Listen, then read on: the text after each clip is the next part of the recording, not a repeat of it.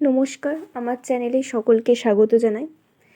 আজকে আমি তোমাদের শোনাবো সাহিত্যিক শরৎচন্দ্র চট্টোপাধ্যায়ের লেখা গল্প মহেশ।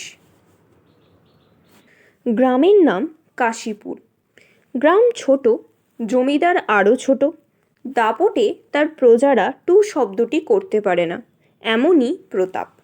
ছোট ছেলের জন্মতিথি পূজা। পূজা সারিয়া তর্ক রত্ন দ্বিপ্রহর বেলায় বাটি ফিরিতেছিলেন। বৈশাখ শেষ হইয়া আসে, কিন্তু মেঘের ছায়াটুকু কোথাও নাই। অনাবৃষ্টির আকাশ হইতে যেন আগুন ঝরিয়া পড়িতেছে। সম্মুখের দিগন্তজোড়া মাঠখানা জ্বলিয়া পুড়িয়া ফুটি ফাটা হইয়া আছে, আর সেই লক্ষ্য ফাটল দিয়া ধরিত্রীর বুকের রক্ত নিরন্তর ধুইয়া হইয়া উড়িয়া যাইতেছে। অগ্নিশিখার মতো তাহাদের সর্পিল ঊর্ধ্বগতির প্রতি চাহিয়া থাকিলে মাথা ঝিমঝিম করে, যেন নেশা লাগে। ইহারই সীমানায় পথের ধারে গফুর জোলার বাড়ি।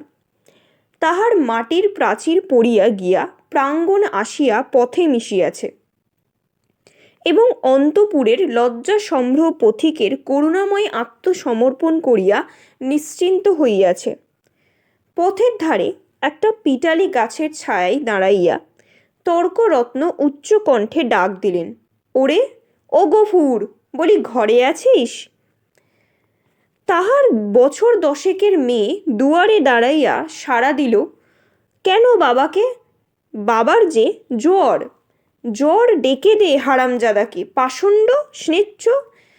হাঁক ডাকে গফুর মিয়া ঘর হইতে বাহির হইয়া জ্বরে কাঁপিতে কাঁপিতে কাছে আসিয়া দাঁড়াইল। ভাঙা প্রাচীরের গা ঘেঁষিয়া একটা পুরাতন বাবলা গাছ, তাহার ডালে বাঁধা একটা ষাঁড়। তর্করত্ন দেখাইয়া কহিলেন, ওটা হচ্ছে কি শুনি? এ হিঁদুর গাঁ, ব্রাহ্মণ জমিদার সে খেয়াল আছে? তার মুখখানা রাগে ও রৌদ্রের ঝাঁঝে রক্তবর্ণ, সুতরাং সে মুখ দিয়া তপ্ত খড় বাক্যই বাহির হইবে। কিন্তু হেতুটা বুঝিতে না পারিয়া গফুর শুধু চাহিয়া রহিল। তর্করত্ন বলিলেন, সকালে যাবার সময় দেখে গেছি বাঁধা, দুপুরে ফেরবার সময় দেখছি তেমনি ঠাঁই বাঁধা। গোহত্যা হলে যে কর্তা তোকে জ্যান্ত কবর দেবে, সে যে সে বামুন নয়। কি করব বাবা ঠাকুর, বড় লাচারে পড়ে গেছি। কদিন থেকে গায়ে জ্বর, দড়ি ধরে যে দুটো খুঁটো আনিয়ে দেব, তা মাথা ঘুরে পড়ে যায়। তবে ছেড়ে দে না, আপনি চড়াই করে আসুক। কোথায় ছাড়বো বাবা ঠাকুর? লোকের ধান এখন সব ঝাড়া হয়নি, খামারে পড়ে। খড় এখনো গাদা দেয়া হয়নি, মাঠের আলগুলো সব জ্বলে গেল। কোথাও এক মুঠো ঘাস নেই। কার ধানে মুখ দেবে, কার গাদা ফেরে খাবে? কেমনে ছাড়ি বাবা ঠাকুর? তর্করত্ন একটু নরম হইয়া কহিলেন, না ছাড়িস তো ঠান্ডায় কোথাও বেঁধে দিয়ে দু আঁটি বিচুলি ফেলে দে না, ততক্ষণ চিবক। তোর মেয়ে ভাত রাঁধিনি, ফ্যানে জল দে না, এক গামলা খাক। গফুর জবাব দিল, না। নিরুপায়ের মতো তর্করত্নের মুখের পানে চাহিয়া তাহার নিজের মুখ দিয়া শুধু একটা দীর্ঘ নিঃশ্বাস বাহির হইয়া আসিল। তর্করত্ন বলিলেন, তাও নেই বুঝি? কি করলি খড়?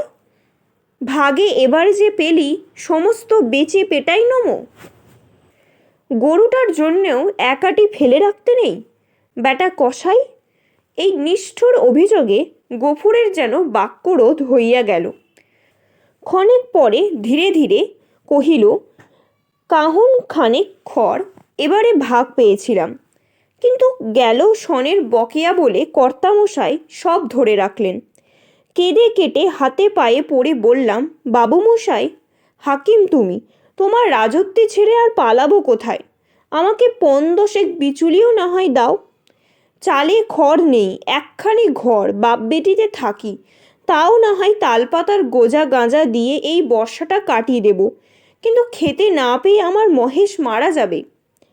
তর্করত্ন হাসিয়া কহিলেন, ইস, সাধ করে আবার নাম রাখা হয়েছে মহেশ। হেসে বাঁচিনি, কিন্তু এ বিদ্রূপ গফুরের কানে গেল না। সে বলিতে লাগিল, কিন্তু হাকিমের দয়া হলো না। মাস দুয়েক খোরাকের মতো ধান দুটি আমাদের দিলেন, কিন্তু বেবাক্ষর সরকারের গাদা হয়ে গেল। ও আমারও কুটোটিও পেল না। বলিতে বলিতে কণ্ঠস্বর তাহার অশ্রুভারে ভারী হইয়া উঠিল। কিন্তু তর্করত্নের তাহাতে করুণার উদয় হইল না। কহিলেন, আচ্ছা মানুষ তো তুই, খেয়ে রেখেছিস, দিবি নে? জমিদার কি তোরে ঘর থেকে খাওয়াবে নাকি? তোরা তো রামরাজত্বে বাস করিস, ছোট লোক কি না, তাই তার নিন্দে করে মরিস। গফুর লজ্জিত হইয়া বলিল, নিন্দে করব কেন বাবা ঠাকুর?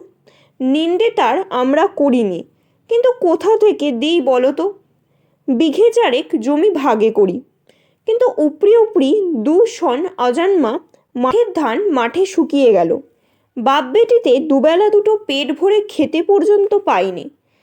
ঘরের পানে চেয়ে দেখ, বৃষ্টি বাদল মেয়েটাকে নিয়ে কোণে বসে রাত কাটায়, পা ছড়িয়ে শোবার ঠাঁই মেলে না।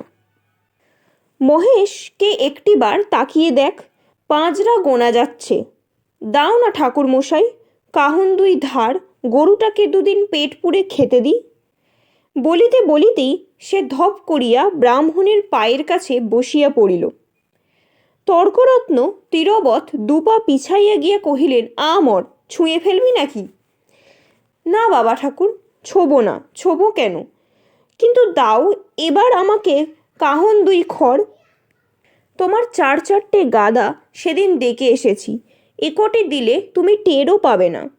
আমরা না খেয়ে মরি, খেতি নেই, কিন্তু আমারও অবলা জীব, কথা বলতে পারে না, শুধু চেয়ে থাকে আর চোখ দিয়ে জল পড়ে।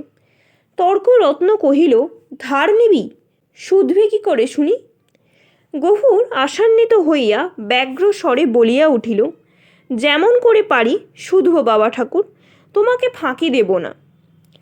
তর্করত্ন মুখে এক প্রকার শব্দ করিয়া গফুরের ব্যাকুল কণ্ঠের অনুকরণ করিয়া কহিলেন, ফাঁকি দেব না, যেমন করে পারবি শুধব। রসিক নাগর, যা যা সর, পথ ছাড়।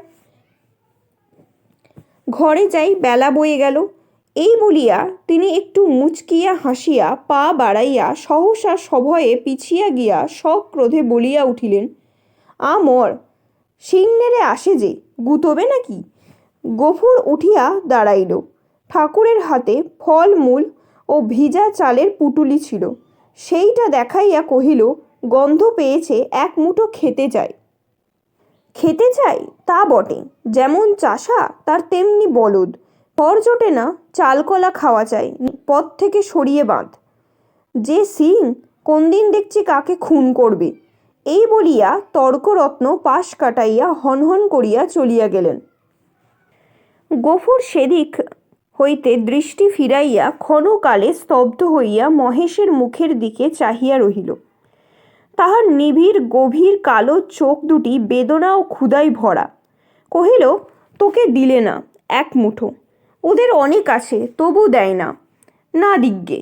তাহার গলা বুঝিয়া আসিল, তারপরে চোখ দিয়া টপ টপ করিয়া জল পড়িতে লাগিল।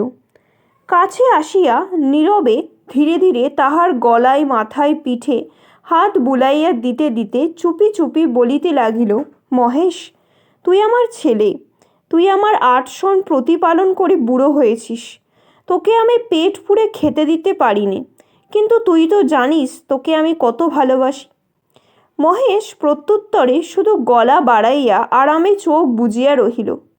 গফুর চোখের জল গরুটার পিঠের ওপর রগড়াইয়া মুছিয়া ফেলিয়া তেমনি অস্ফুটে কহিতে লাগিল, জমিদার তোর মুখের খাবার কে নিল? শ্মশানধারে গাঁয়ের যে গোচরটুকু ছিল তাও পয়সার লোভে জমা বিলি করে দিলে। এই 2 বৎসরে তোকে কেমন করে বাঁচিয়ে রাখি বল? ছেড়ে দিলে তুই পরের গাদা ফেরে খাবি, মানুষের কলাগাছ মুখ দিবি। তোকে নিয়ে আমি কি করি? গায়ে তো তোর জ্বর নেই, দেশের কেউ তোকে চায় না, লোকে বলে তোকে গোহাটায় বেচে ফেলতে। কথাটা মনে মনে উচ্চারণ করিয়াই আবার তাহার 2 চোখ বাহিয়া টপ টপ করিয়া জল পড়িতে লাগিল। হাত দিয়া মুছিয়া ফেলিয়া গফুর একবার এদিক ওদিকে চাহিল। তারপরে ভাঙা ঘরের পিছন হইতে কতকটা পুরনো বিবর্ণ খড় আনিয়া মহেশের মুখের কাছে রাখিয়া আস্তে আস্তে কহিল, নে শিগগির করে এটুকু খেয়ে নে বাবা, দেরি হলে আবার। বাবা, কেন মা? ভাত খাবে এসো। এই বলিয়া আমিনা ঘর হইতে দুয়ারে আসিয়া দাঁড়াইল। এক মুহূর্ত চাহিয়া থাকিয়া কহিল, মহেশকে আবার চাল ফেরে খড় দিয়েছ বাবা? ঠিক এই ভয়েই সে করিতেছিল। লজ্জিত হইয়া বলিল, পুরনো পচা খড় মা, আপনিই ঝরে যাচ্ছিল। আমি যে ভেতর থেকে শুনতে পেলাম বাবা, তুমি টেনে বার করছো। না মা, ঠিক টেনে নয় বটে, কিন্তু দেয়ালটা পড়ে যাবে বাবা। গফুর চুপ করিয়া রহিল।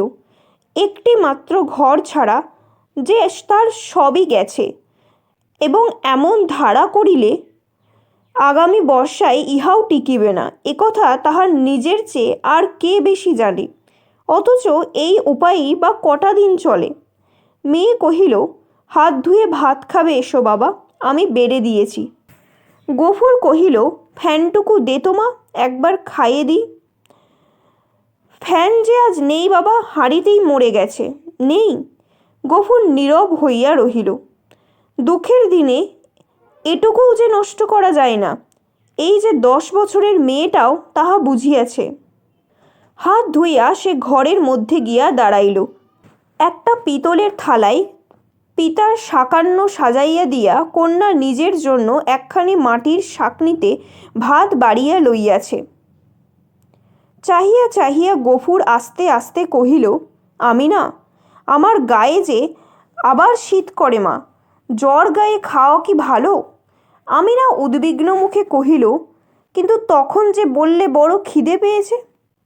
তখন তখন হয়তো জ্বর ছিল না মা। তাহলে তুলে রেখে দিই, সাঁঝের বেলা খেও। গফুর মাথা নাড়িয়া বলিল, কিন্তু ঠান্ডা ভাত খেলে যে অসুখ বাড়বে আমিনা। আমিনা কহিল, তবে? গফুর কত কি যেন চিন্তা করিয়া হঠাৎ এই সমস্যার মীমাংসা করিয়া ফেলিল। কহিল, এক কাজ কর মা, মহেশকে না হয় ধরে দিয়াই। তখন রাতের বেলা আমাকে এক মুঠো ফুটিয়ে দিতে পারবি না আমিনা? প্রত্যুত্তরে আমিনা মুখ তুলিয়া ক্ষণকাল চুপ করিয়া পিতার মুখের প্রতি চাহিয়া রহিল। তারপরে মাথা নিচু করিয়া ধীরে ধীরে ঘাড় নাড়িয়া কহিল, পারব বাবা। গফুরের মুখ রাঙা হইয়া উঠিল। পিতা ও কন্যার মাঝখানে এই যে একটুখানি ছলনার অভিনয় হইয়া গেল, তাহা এই দুটি প্রাণী ছাড়া আরও একজন বোধ করি অন্তরিক্ষে থাকিয়া লক্ষ্য করিলেন। 5-7 দিন পরে একদিন পীড়িত গফুর চিন্তিত মুখে দাওয়ায় বসিয়াছিল। তাহার মহেশ কাল হইতে এখন পর্যন্ত ঘরে ফিরে নাই। নিজে সে শক্তিহীন, তাই আমিনা সকাল হইতে সর্বত্র খুঁজিয়া বেড়াইতেছে। পরন্ত বেলায় সে ফিরিয়া আসিয়া বলিল, শুনেছ বাবা, মানিক ঘোষেরা মহেশকে আমাদের থানায় দিয়েছে। গফুর কহিল, দূর পাগলি। হ্যাঁ বাবা, সত্যি। তাদের চাকর বললে তোর বাপকে বলগে যে দরিয়াপুরের খোয়ারে খুঁজতে। কি করছিল সে? তাদের বাগানে ঢুকে গাছপালা নষ্ট করেছে বাবা। গফুর স্তব্ধ হইয়া বসিয়া রহিল। মহেশের সম্বন্ধে সে মনে মনে বহু প্রকার দুর্ঘটনা কল্পনা করিয়াছিল, কিন্তু এ আশঙ্কা ছিল না।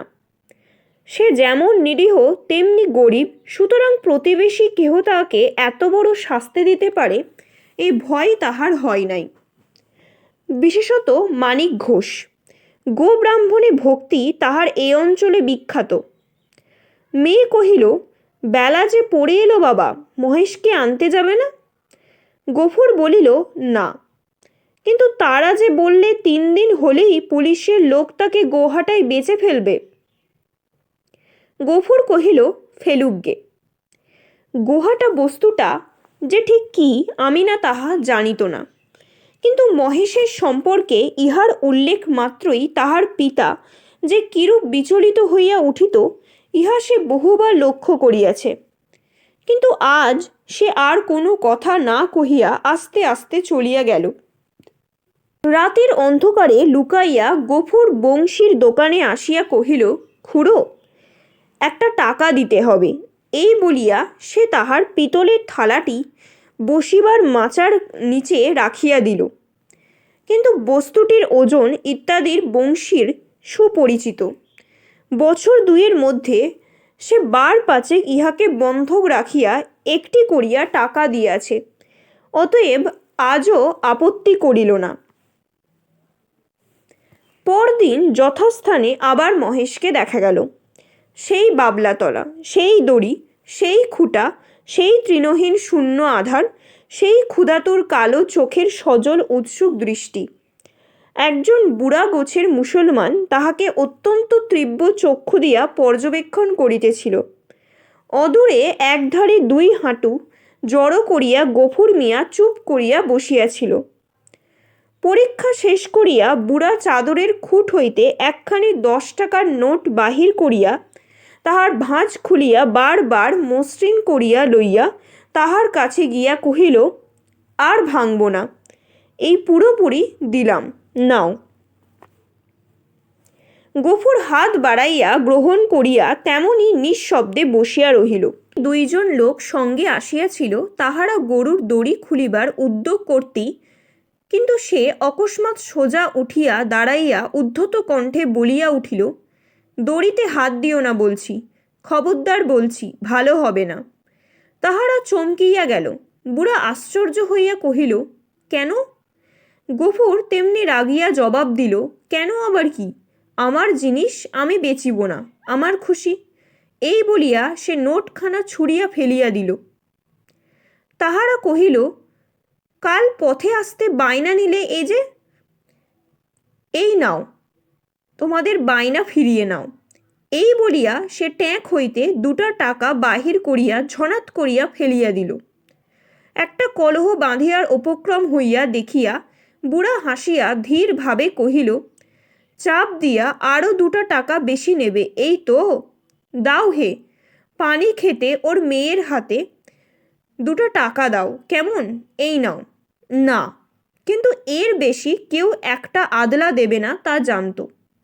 গফুর সজোরে মাথা নাড়িয়া কহিল, না। বুড়া বিরক্ত হইল, কহিল, না তো কি, চামড়াটাই যে দামে বিকোবে, নইলে মাল আছে আর কি ওতে? তবা তবা। গফুরের মুখ দিয়া হঠাৎ একটা বিশ্রী কটু কথা বাহির হইয়া গেল এবং পরক্ষণেই ছুটিয়া গিয়া নিজের ঘরে ঢুকিয়া চিৎকার করিয়া শাসাইতে লাগিল যে তাহারা যদি অবিলম্বে গ্রাম ছাড়িয়া না যায় তো জমিদারের লোক ডাকিয়া জুতো পেটা করিয়া ছাড়িবে। হাঙ্গামা দেখিয়া লোকগুলো চলিয়া গেল, কিন্তু কিছুক্ষণই জমিদারের সদর হইতে তাহার ডাক পড়িল। গফুর বুঝিল এ কথা কর্তার কানে গিয়াছে।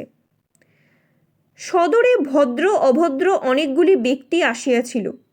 শিবুবাবু চোখ রাঙা করিয়া কহিলেন, গফরা, তোকে যে আমি কি সাজা দেব ভেবে পাইনি। কোথায় বাস করে আছিস জানিস?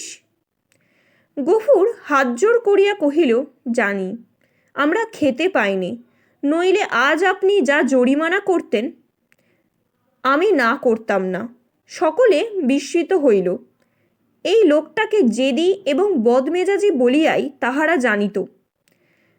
সে কাঁদো কাঁদো হইয়া কহিল, এমন কাজ আর কখনো করব না কর্তা। এই বলিয়া সে নিজের 2 হাত দিয়া নিজের 2 কান মলিল এবং প্রাঙ্গণের একদিক হইতে আর একদিক পর্যন্ত নাকখত দিয়া উঠিয়া দাঁড়াইল। শিবুবাবু সহৃদয় কণ্ঠে কহিলেন, আচ্ছা, যা যা হয়েছে, আর কখনো এসব মতিবুদ্ধি করিসনি। বিবরণ শুনিয়া সকলেই কণ্টকিত হইয়া উঠিলেন এবং এই মহাপাতক যে শুধু কর্তার পুণ্য প্রভাবে এবং শাসন ভয়ে নিবারিত হয়েছে সে বিষয়ে কাহারও সংশয় মাত্র রহিল না। তর্করত্ন উপস্থিত ছিলেন।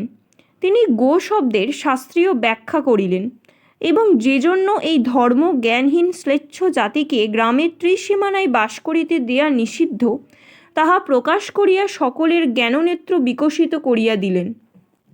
গফুর একটা কথার জবাব দিল না। যথার্থ প্রাপ্য মনে করিয়া অপমান ও সকল তিরস্কার সবিনয়ে মাথা পাতিয়া লইয়া প্রসন্ন চিত্তে ঘরে ফিরিয়া আসিল। প্রতিবেশীদের গৃহ হইতে ফ্যান চাহিয়া আনিয়া মহেশকে খাওয়াইল এবং তাহার গায়ে মাথায় ও শিঙে বারংবার হাত বুলাইয়া অস্ফুটে কত কথাই বলিতে লাগিল। জ্যৈষ্ঠ শেষ হইয়া আসিল। রুদ্রের যে মূর্তি একদিন শেষ বৈশাখের আত্মপ্রকাশ করিয়াছিল, সে যে কত ভীষণ ও কত বড় কঠোর হইতে উঠিতে পারে, তাহা আজিকার আকাশের প্রতি না চাহিলে উপলব্ধি করাই যায় না। কোথাও যেন করুণার আভাস পর্যন্ত নাই। কখনো এ রূপের লেশমাত্র পরিবর্তন হইতে পারে, আবার কোনো দিনে আকাশ মেঘভারে স্নিগ্ধ সজল হইয়া দেখা দিতে পারে। আজ এ কথা ভাবিতেও যেন ভয় হয়। মনে হয় সমস্ত প্রজ্বলিত নভস্থল ব্যাপিয়া যে অগ্নি অহরহ ঝরিতেছে, ইহাই অন্ত নাই, সমাপ্তি নাই। সমস্ত নিঃশব্দে নিঃশেষে দগ্ধ হইয়া না গেলে এ আর থামিবে না। এমনি দিনে দ্বিপ্রহর বেলায় গফুর ঘরে ফিরিয়া আসিল। পরে দাঁড়ে জন্মজুর খাটা তাহার অভ্যাস নয় এবং মাত্র দিন 4-5 তাহার জ্বর থামিয়াছে, কিন্তু দেহ যেমন দুর্বল তেমনি শান্ত। তবুও আজ সে কাজের সন্ধানে বাহির হইয়াছিল, কিন্তু এই প্রচণ্ড রৌদ্র কেবল তাহার মাথার ওপর দিয়া গিয়াছে, আর কোনো ফল হয় নাই। ক্ষুধায় পিপাসায় ও ক্লান্তিতে সে প্রায় অন্ধকার দেখিতেছিল। প্রাঙ্গণে দাঁড়াইয়া ডাক দিল, আমিনা, ভাত হয়েছে রে। মেয়ে ঘর হইতে আস্তে আস্তে বাহির হইয়া নিরুত্তরে খুঁটি ধরিয়া দাঁড়াইল। জবাব না পাইয়া গফুর চেঁচাইয়া কহিল, হয়েছে ভাত? কি বললি, হয়নি? কেন শুনি? চাল নেই বাবা। চাল নেই? সকালে আমাকে বলিসনি কেন? তোমাকে রাত্রিতে যে বলেছিলুম। গফুর মুখ ভ্যাংচাইয়া তাহার কণ্ঠস্বর অনুকরণ করিয়া কহিল, রাত্রিতে যে বলেছিলুম? রাত্রে বললে কারোর মনে থাকে?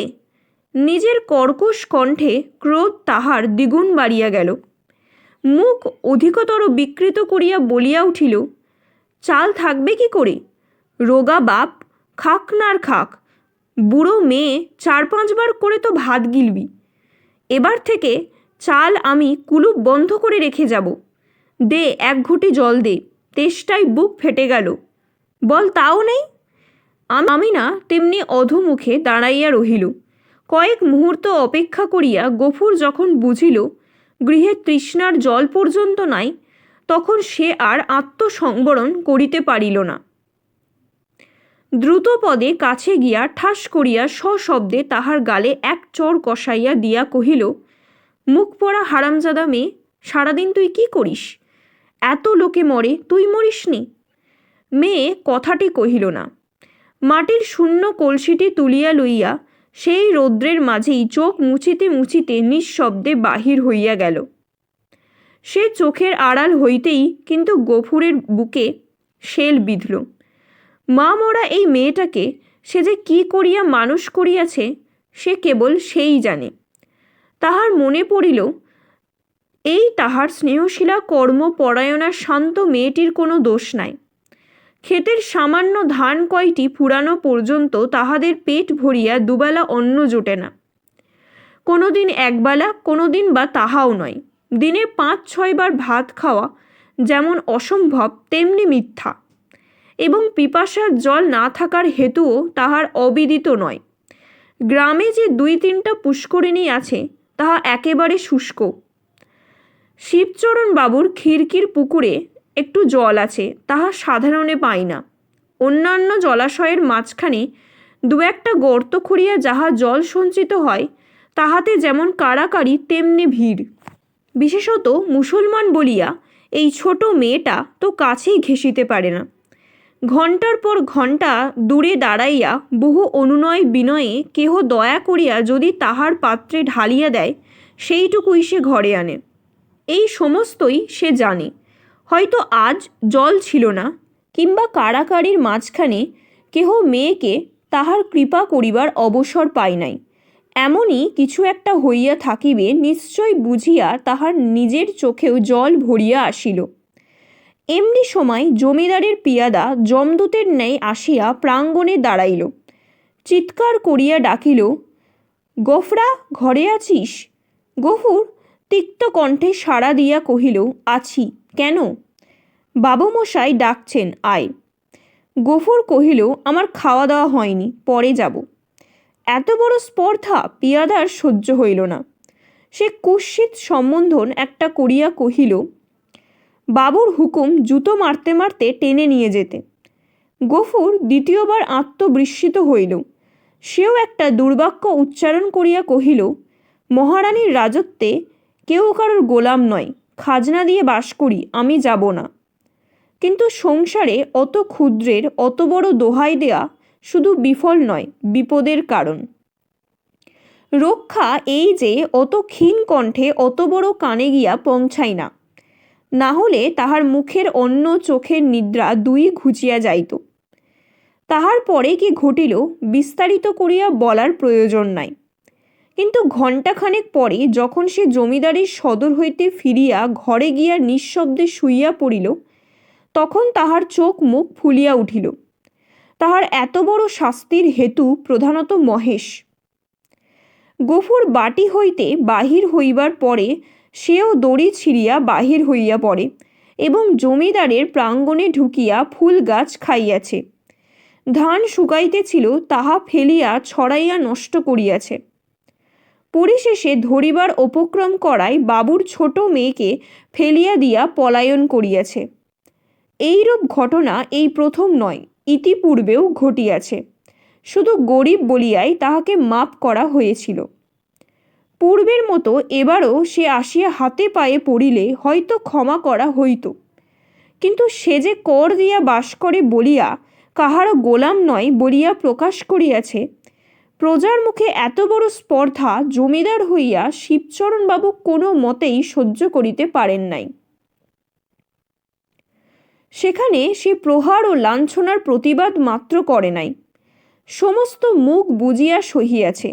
ঘরে আসিয়াও সে তেমনি নিঃশব্দে পড়িয়া রহিল। ক্ষুধা তৃষ্ণার কথা তাহার মনে ছিল না, কিন্তু বুকের ভিতরটা যেন বাহিরের মধ্যাহ্ন আকাশের মতোই জ্বলিতে লাগিল। এমন কতক্ষণ কাটিল তাহার হুঁশ ছিল না।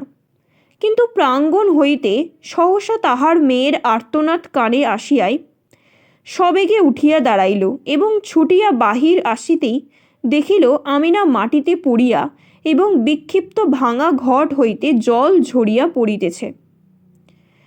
আর মহেশ মাটিতে মুখ দিয়া সেই জল মরুভূমির মতো যেন শুষিয়া খাইতেছে। চোখের পলক পড়িল না। গফুর দিক বিদিক জ্ঞান শূন্য হইয়া গেল। মেরামত করিবার জন্য কাল সে তাহার লাঙলের মাথাটা খুলিয়া রাখিয়াছিল, তাহাই দুই হাতে গ্রহণ করিয়া সে মহেশের অবনত মাথার উপর সজোরে আঘাত করিল। একটিবার মাত্র মহেশ মুখ তুলিবার চেষ্টা করিল, তাহার পরই তাহার অনাহার ক্লিষ্ট শীর্ণ দেহ ভূমিতলে লুটাইয়া পড়িল। চোখের কোণ বাহিয়া কয়েক বিন্দু অশ্রু ও কান বাহিয়া ফোঁটা কয়েক রক্ত গড়াইয়া পড়িল। বার দুই সমস্ত শরীরটা তাহার থরথর করিয়া কাঁপিয়া উঠিল।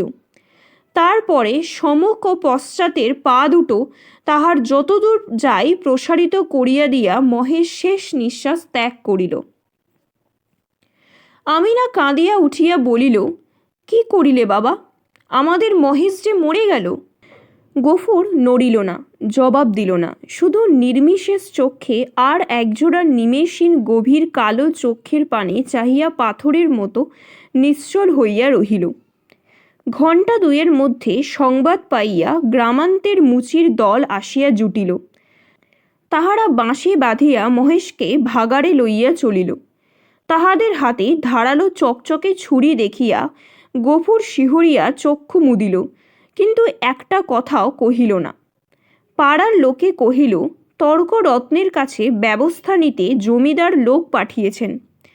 প্রায়শ্চিত্তের খরচ জোগাতে এবার তোকে না ভিটে বেচতে হয়। গফুর এ সকল কথারও উত্তর দিল না। দুই হাঁটুর ওপর মুখ রাখিয়া ঠাঁই বসিয়া রহিল। অনেক রাত্রে গফুর মেয়েকে তুলিয়া কহিল, আমি না, চল আমরা যাই। সেই দাওয়াই ঘুমিয়া পড়িয়াছিল। চোখ মুছিয়া উঠিয়া বসিয়া কহিল, কোথায় বাবা? গফুর কহিল, ফুলবেড়ের চটকলে কাজ করতে। মেয়ে আশ্চর্য হইয়া চাহিয়া রহিল। ইতিপূর্বে অনেক দুঃখেও পিতা তাহার কলে কাজ করিতে রাজি হয় নাই। সেখানে ধর্ম থাকে না, মেয়েদের ইজ্জত আব্রু থাকে না, একথা সে বহুবার শুনিয়াছে। গফুর কহিল, দেরি করিস নে মা, চল, অনেক পথ হাঁটতে হবে। আমিনা জল খাইবার ঘটি ও পিতার ভাত খাইবার পিতলের থালাটি সঙ্গে লইতেছিল। গফুর নিষেধ করল, ওসব থাক মা, ওতে আমার মহেশের প্রায়শ্চিত্তির হবে। অন্ধকার গভীর নিশীথে সে মেয়ের হাত ধরিয়া বাহির হইল। এ গ্রামে আত্মীয় কেহ তাহার ছিল না, কাহাকেও বলিবার কিছু নাই। আঙিনা পার হইয়া পথের ধারে সেই বাবলা তলায় আসিয়া সে থমকাইয়া দাঁড়াইয়া সহসা হু হু করিয়া কাঁদিয়া উঠিল।